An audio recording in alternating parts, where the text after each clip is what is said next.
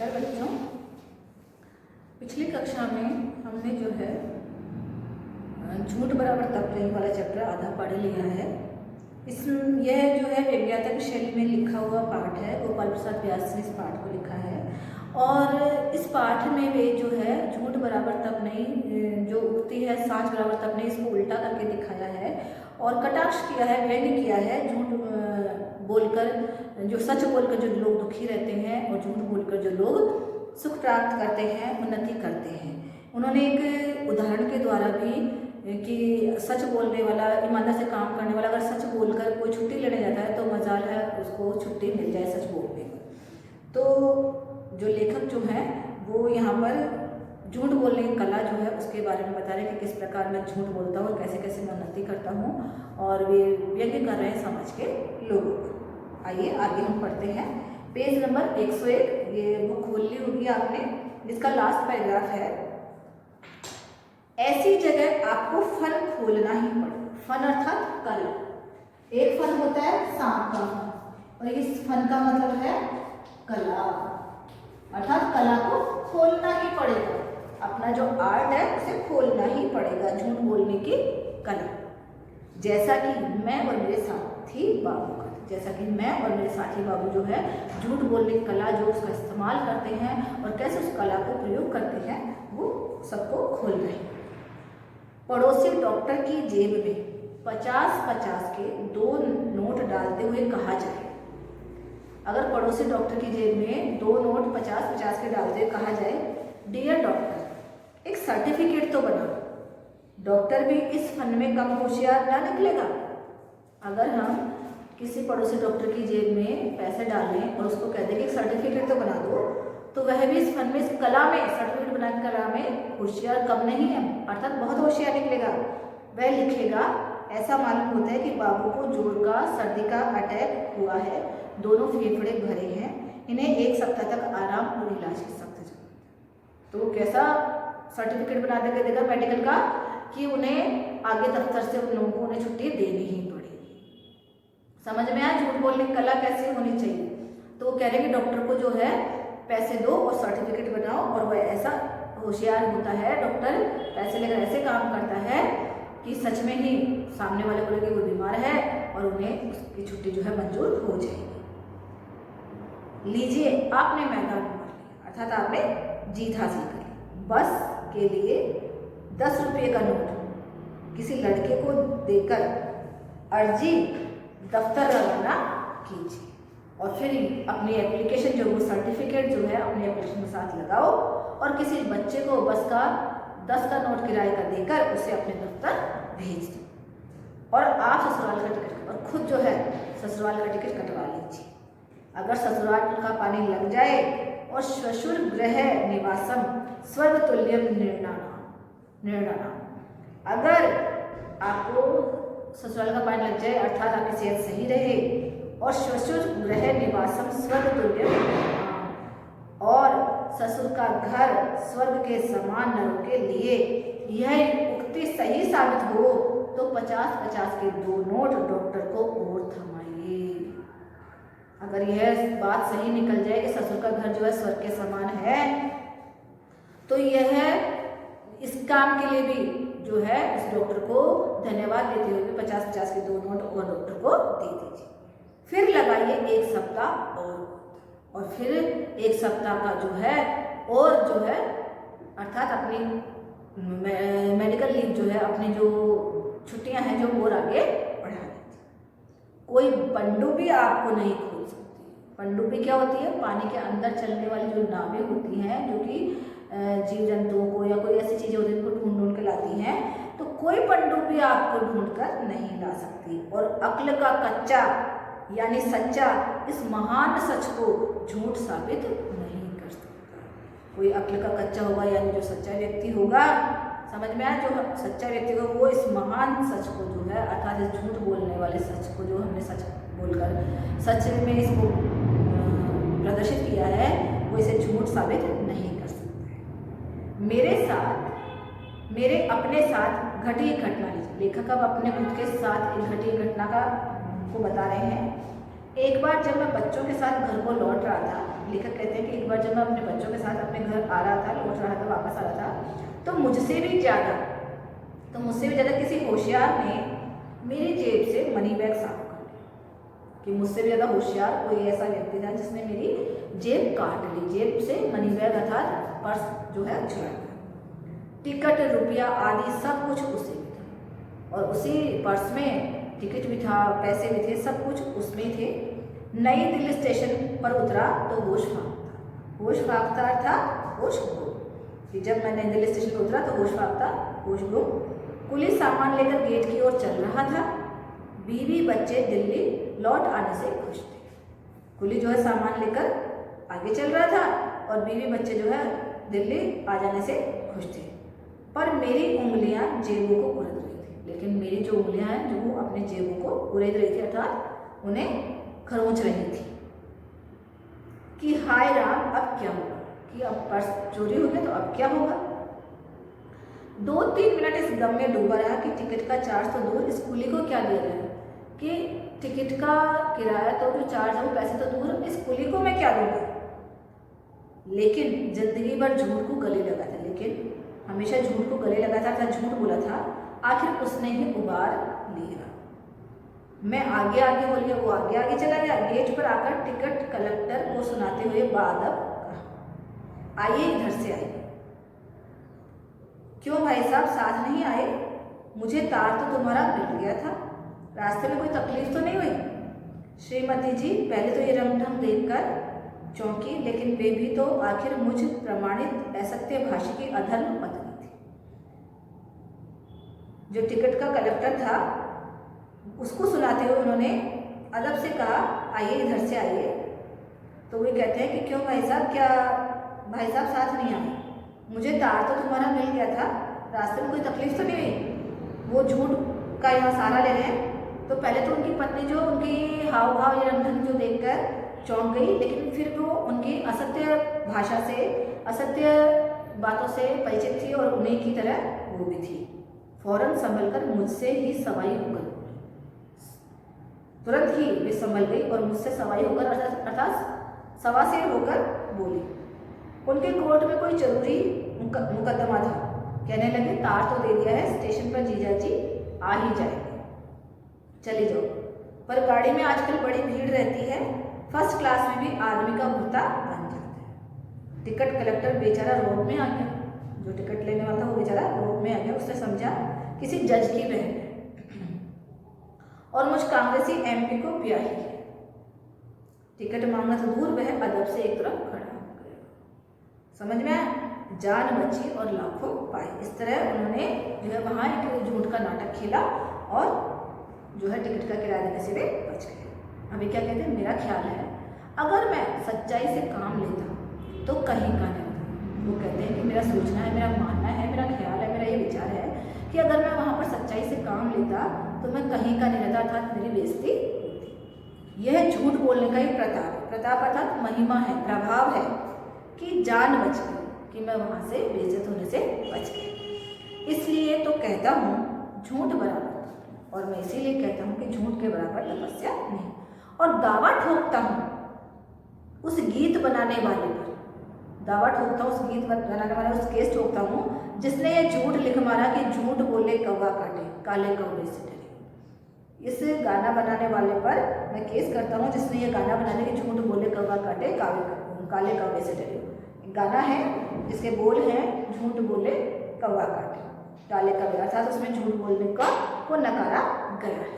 तो ये पाठ हमें समझ में आ गया। पाठ में जो है झूठ का बोलबाला है, झूठ बोलने वालों पर के उन्नति और जो सच्चे लोग होते हैं वो कैसे कष्ट उठाते हैं, कैसे दुख पाते हैं, कैसे परेशानियां झेलते हैं, उन पर जो है लेखक ने व्यंग्य किया है। और खुद जो है झूठ बोलने में जो महारत हासिल किए हुए हैं, और झूठ बोल कर कैसे कैसे वे उन्नति की है उन्होंने, कैसे कैसे वे कहाँ से बचे हैं, ये सब बातें हमें उन्होंने बताई है। किंतु इसका मतलब ये नहीं कि हम झूठ के रास्ते पर चलें, ऐसा नहीं है। हमें सच का ही रास्ता अपनाना चाहिए, देर से ही सही, लेकिन सच्चाई हमेशा हमारे साथ रहती है और हमें उन्नति के मार्ग पर अग्रसर करती है। अब हम गोपाल प्रसाद व्यास पर जो है व्यास का जो है परिचय पढ़ते हैं। गोपाल प्रसाद व्यास एक प्रसिद्ध हास्य कवि और लेखक थे। उनका जिनका जन्म 13 फरवरी 1915 को मथुरा उत्तर प्रदेश में हुआ था। तो मैं क्या करूं, माफ़ कीजिए। और बात बात में उनकी कुछ प्रमुख प्रकाशित कवि रचनाएं हैं। सन 1965 में भारत सरकार ने उन्हें पद्मश्री सम्मानित किया। सन 2005 में उनका निधन। तो लेखक ने जो है समाज में, इस दुनिया में, इस देश में जो लोगों में व्याप्त झूठ के बल पर उन्नति करने पर कटाक्ष किया गया है, व्यंग्य किया है। तो इसका मतलब ये नहीं कि हमें झूठ का सहारा लेना चाहिए और उन्नति करते जाना चाहिए, ऐसा नहीं है। झूठ का सहारा लेने वालों का एक दिन अंत निश्चित होता है। वे बुरी तरह गिरते हैं, तब उन्हें सहारा देने वाला कोई नहीं होता। इन्होंने तब व्यंग्य किया है कि किस तरह जो आज समाज में जो लोग हैं झूठ के बल पर उन्नति करते जाए। अगर हम सभी सच्चे हो जाए तो झूठ बोलने की मजबूरी अगर लोग पैदा ना करें तो लोग झूठ नहीं बोलेंगे और वे भी उन्नति करेंगे। उन्होंने एग्जाम्पल दिया था ना एक ऑफिस के क्लर्क का, अगर वह सच बोलकर छुट्टी मांगता है तो उसे छुट्टी नहीं मिलती, तो उन्हें मजबूर किया जाए। अगर उन्हें सही काम के लिए, जरूरी काम के लिए छुट्टी दे दी जाए तो लोग झूठ बोलने के लिए क्यों मजबूर होंगे। ठीक है, समझ आ गया। शब्दार्थ रखें, सब शब्दार्थ आपको याद करने हैं। नई वर्तनी और मूल वर्तनी के शब्द भी इसमें रखे हैं, ये भी हमें याद करने पढ़ने हैं। फिर अन्य भाषाओं से जो शब्द इस पाठ में आए वो हमें इसमें दे रखे हैं। ठीक है, अब हम आते हैं हमारे मौखिक प्रश्नों पर, जो कि पेज नंबर 104 पर है, 104 पर। इसमें पहला प्रश्न हमें दे रखा है मौखिक प्रश्न में, हमारे शास्त्रों में झूठ बोलने के बारे में क्या लिखा है। हमारे शास्त्रों में झूठ बोलने के बारे में क्या लिखा है। तो देखिए पेज नंबर, पाठ की शुरुआत में हमारे पास आ गया था इसका आंसर।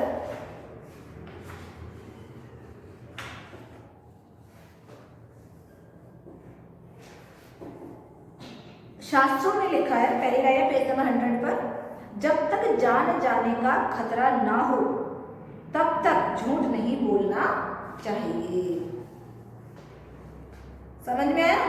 हमारे शास्त्रों में लिखा है, आंसर देंगे। हमारे शास्त्रों में लिखा है कि जब तक जान जाने का खतरा ना हो तब तक झूठ नहीं बोलना चाहिए। ये पहले प्रश्न का उत्तर हो गया। दूसरा है, लेखक के अनुसार दुनियादारी किसे कहते हैं।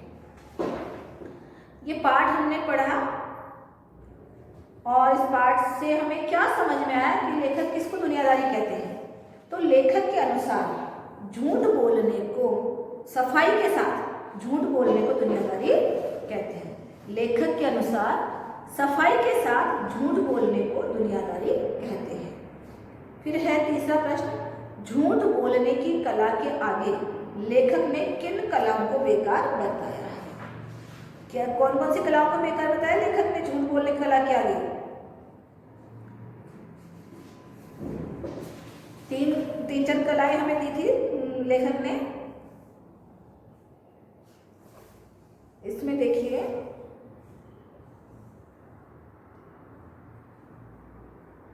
चित्रकारी के रंग फीके, संगीत का स्वर बेसुरा है, कविता की छंद निरर्थक है। ये पेज नंबर 101 पर सेकंड पैराग्राफ में हमें रखा है। तो हम इसका उत्तर इस प्रकार लिखेंगे, झूठ बोलने की कला के आगे लेखक के अनुसार, या फिर प्रश्न लिखेंगे कि लेखक के अनुसार झूठ बोलने की कला के आगे चित्रकारी के रंग फीके हैं, संगीत के स्वर बेसुरे हैं और कविता के छंद निरर्थक है। अर्थात ये तीनों कलाएं बेकार है। फिर चौथा प्रश्न है, लेखक और उसके साथी बाबू छुट्टी लेने के लिए क्या करते हैं। अभी हमने पढ़ा कि पड़ोसी किसी डॉक्टर को के जेब में 50-50 के 2 नोट डालो और उसे कह दो सर्टिफिकेट बनाने के लिए। तो इसका आंसर हम इस तरीके से लिखेंगे, इस भाषा में लिखेंगे, लेखक और उसके साथी बाबू छुट्टी लेने के लिए पड़ोसी डॉक्टर को कुछ रुपये देकर झूठा सर्टिफिकेट बनवा लेते हैं, जिसमें वह लिख देता है कि बाबू को बहुत सर्दी लग गई है, इन्हें 1 सप्ताह तक आराम और इलाज की सख्त ज़रूरत है। ठीक है, ये वो पैसे देकर अपना काम करवा लेते हैं। फिर हमारे पास है 5वां प्रश्न, दिल्ली स्टेशन पर उतरकर लेखक की होश क्यों फाख्ता हो गए। लेखक के होश क्यों उड़ गए, क्यों उड़ गए थे? क्योंकि उनका पर्स चोरी हो गया था। तो हम लिखेंगे कि दिल्ली एक बार जब लेखक बच्चों के साथ घर से लौट रहे थे तो किसी ने उनकी जेब काट ली थी और उनका पर्स चुरा लिया था, जिसमें उनके टिकट, रुपये आदि सब कुछ थे। इस वजह से दिल्ली स्टेशन पर जब वे उतरे तो उनके होश फाख्ता हो गए। ठीक है, अब लघुत्तरीय प्रश्न हम करते हैं। पहला प्रश्न है, लेखक वैज्ञानिक तरीके से झूठ बोलना, लेखक किस तरीके से झूठ बोलना सीखने को कहता है? लेखक वैज्ञानिक तरीके से झूठ बोलना सीखने को कहता है, जिसे कि कोई पकड़ ना पाए, जिसमें कि कोई तर्क दे सके कि सफाई के साथ, है ना। दूसरा प्रश्न, लेखक माता पिता पुत्र कलह आदि रिश्तों व जग व्यवहार के विषय में क्या कहता है? वे कहते हैं कि सभी झूठ है, मिथ्या है ना। तो हम लिखेंगे लेखक के अनुसार माता पिता पुत्र कलह आदि रिश्ते नाते झूठ और मिथ्या है। लेखक किसके बिना यौवन को किरकिरा मानता है? लेखक पेज नंबर 101 पर है। लेखक रूप के बिना यौवन को किरकिरा मानता है। देखिए ये पहले वाले प्रश्न का जो है, दूसरे प्रश्न का, या ना, ये संसार मिथ्या है, माता पिता पुत्र कलह सब रिश्ते झूठे हैं, जग व्यवहार सब मिथ्या है। तो इसका प्रश्न इसका उत्तर हम इस तरीके से लिखेंगे, लेखक माता पिता पुत्र कलह आदि रिश्तों व जग व्यवहार के विषय में कहते हैं कि ये सब रिश्ते नाते झूठ है, मिथ्या है। तीसरा हमारा प्रश्न है, लेखक किसके बिना यौवन को किरकिरा मानता है? लेखक रूप के बिना यौवन को किरकिरा मानता है। ठीक है, समझ में आ गया? ये पेज नंबर 101 पर दे रखा है, सेकंड पैराग्राफ के 4th लाइन में, रूप भी बिना यौवन के किरकिरा होता है।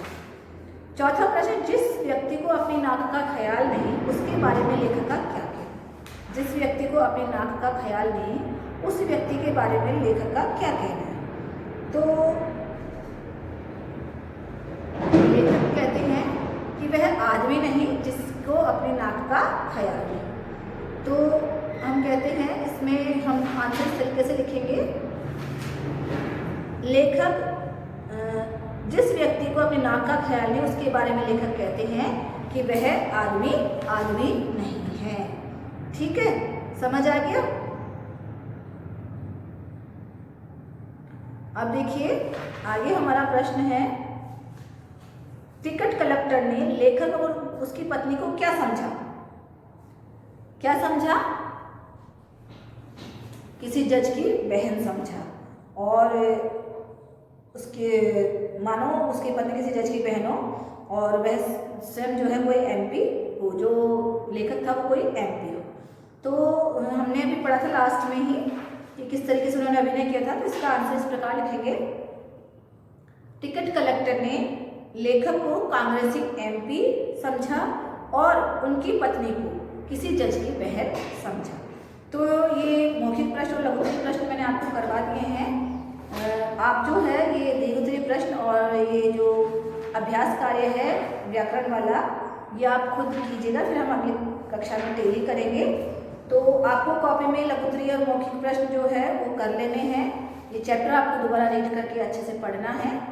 ठीक है, बाकी हम अगली क्लास में पढ़ेंगे चैप्टर क्वेश्चन आंसर्स भी और अगला चैप्टर भी। इतना तो आप लोगों को समझ आ ही गया होगा। ठीक है, चलो एक ही पठित गद्यांश और कर लेते हैं, दीर्घोत्तरीय प्रश्न बाद में करेंगे। लेखक ने किस चीज के महात्मा का वर्णन किया है? किस चीज के महात्मा का वर्णन किया इसमें? झूठ का। लेखक की कौन सी वस्तु चोरी हो गई थी? कार, कलम या मनी बैग? लेखक का मनी बैग चोरी हुआ था। कलत्र क्या अर्थ है? कलत्र का अर्थ होता है पत्नी। क्या अर्थ होता है कलत्र का? पत्नी। खम का क्या अर्थ होता है? खमका का अर्थ क्या होता है? मोड़, जो आ जाता है। दिए गए शब्दों की सहायता से खालिस्तान बनाइए। लेखक के अनुसार सारी दुनिया में किसका सिक्का चलता है? झूठों का सिक्का चलता है। झूठ बोलना भी एक कला है। झूठ भेद अभेद से परे है। किससे परे है झूठ? भेद अभेद से।